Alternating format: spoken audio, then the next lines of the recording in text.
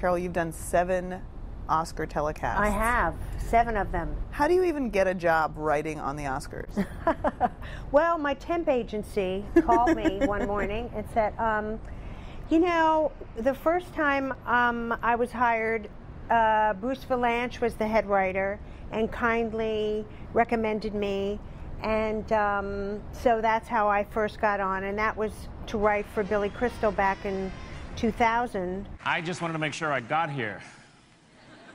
That's why I had the LAPD plant me here. Some of the hosts you worked with, Chris Rock, Ellen DeGeneres, Whoopi Goldberg, Steve Martin, Alec Baldwin. Those are a lot of different kinds of voices to write for. They are all different voices, but the beauty of joke writing is once you hit on a good joke is a good joke. And pretty much if you put all the same jokes in front of all of those hosts, they'd certainly grab the best joke. Anyone who has ever worked with Meryl Streep always ends up saying the exact same thing. Can that woman act? And what's up with all the Hitler memorabilia? Give me a diagram of a good Oscar joke. What does it have to have in it? The challenge is always, there are jokes that are industry jokes that certainly would kill in the room, but it's also playing to the bigger audience at home. And it's finding the balance. Jennifer Hudson was on American Idol. America didn't vote for her, and yet she's here with an Oscar nomination. That's amazing. That's incredible. You know? And then Al Gore is here. America did vote for him, and then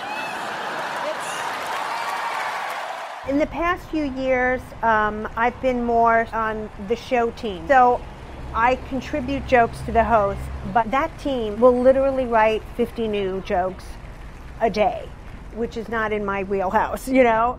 And if you write on the show team, you're working with the presenters, with what the presenters are going with their spiel.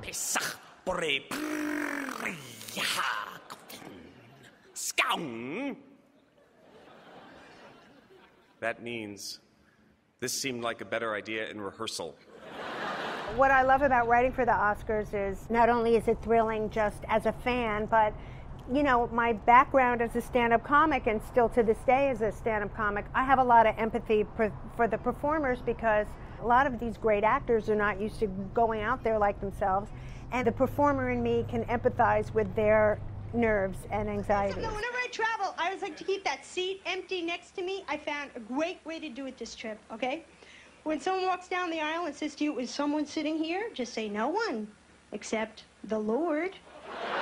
Tell me about going in the writer's room. There's something about a writer's room that still to this day is so thrilling to me, because so much great comedy comes from the dynamic that happens when somebody has a great idea for something, somebody takes it to the next step, and then the third person gets the joke. It's like there is this kind of crazy energy and dynamic that is, it's still thrilling. No, Oscar is the only 74-year-old man in Hollywood who doesn't need Viagra to last 3 hours. Why do the Oscars anymore? Why write on them? You've done so many things in your career. What's the appeal? You know, I think the appeal is always that it is the top of the food chain. It's the Oscars. It never loses its excitement. You know, there's, I'm sure, 1,000 more award shows since then, but there's one King Daddy, and it's Oscar, and it still has that, you know, cachet to it. Thank you so much for joining us pleasure. and doing this and giving everybody the secrets of the writer's room. Absolutely.